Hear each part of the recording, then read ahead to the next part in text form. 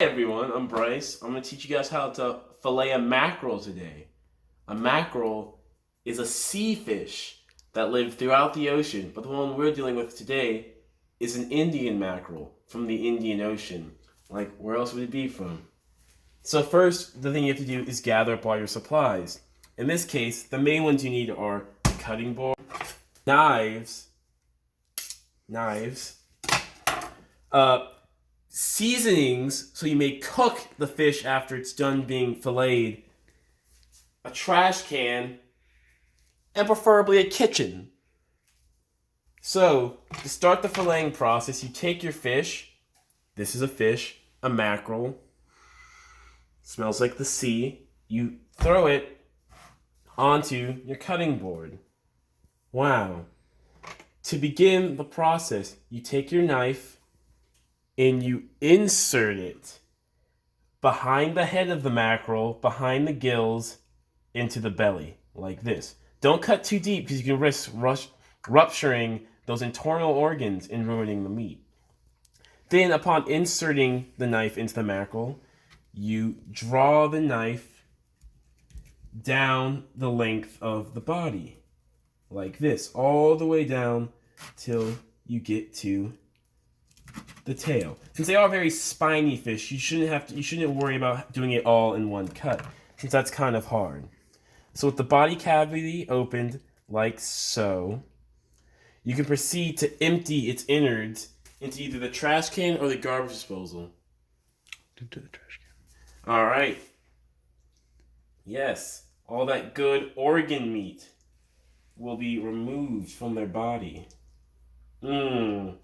Delicious. Like peering into the eyes of God.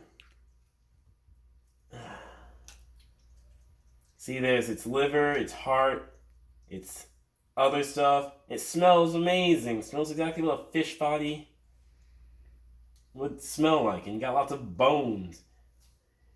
I'm actually going to take this time to run some water through the body to help with the process of filleting the fish and clean out some of that gross blood.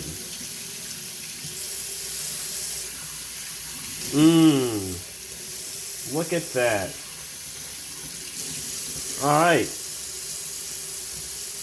With your fish more or less gutted to your liking, you place it back on the cutting board and begin the actual filleting process. So you go behind the gills, which are these bad boys on the fish, and you begin to make an incision into the fish's body like this, very long and vertical behind the head, like you're decapitating it, but you get to the spine. Upon reaching the spine, you try to turn your knife and you run it along the length of the fish's body like this, much like using a saw. Using a serrated knife would probably get you better results than this, but I like a nice smooth edge, because that's like what I am. Smooth. And bada bing, bada boom, you have a nice fish fillet. Yes. So then you flip the fish onto its other side and look into its lifeless eyes as you cut into its body again. Oh no, I am dead. You defile my corpse. No. And you take that knife down to that spine and then run it along again.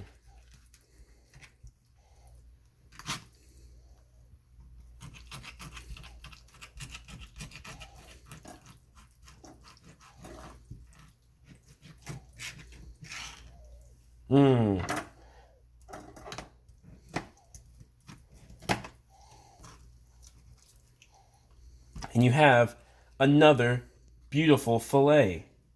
The rest of the fish is just bones and brain and leftover bones and shit. So you'll take it and dispose of it in your nearest carcass receptacle. A trash can, outside if you want to feed the possums, or a garbage disposal if you want to totally destroy that by throwing bones and corpses in it. So with that, you would go with the cooking process of the mackerel, which would be to turn your stove on to a heat that you recommend, like that. I put it on 5. 5's a cool number. It gets things warm.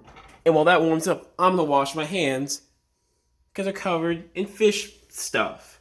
And they're gross.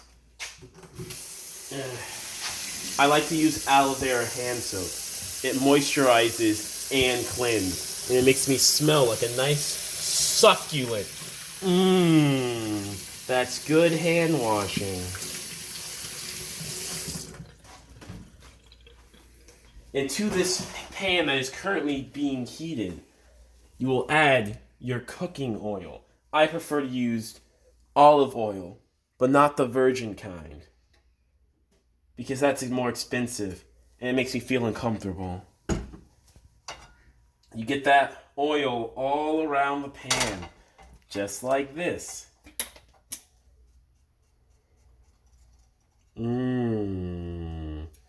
Lather it up.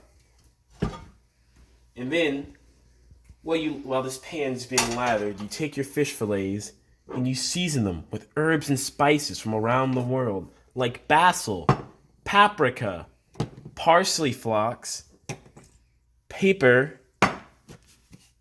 and sodium chloride.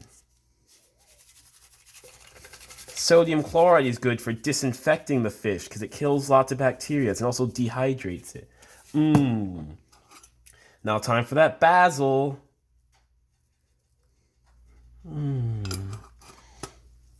And now some parsley. Green equals healthy, and green comes from Mother Earth, so it's good for you.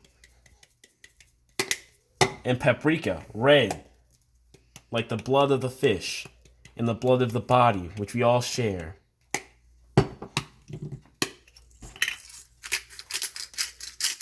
And then the pepper. You can call it black pepper or African American pepper if you don't want to be racially intolerant. Then you can just do that to the next side of the fish.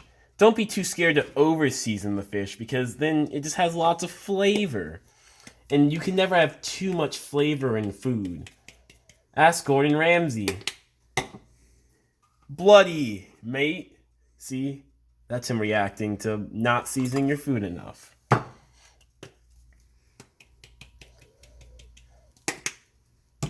And now it's time to place these nice fish fillets into the pan. You can hear a gentle sizzle coming from it as the heat boils the oil on their flesh. Hear that nice sound.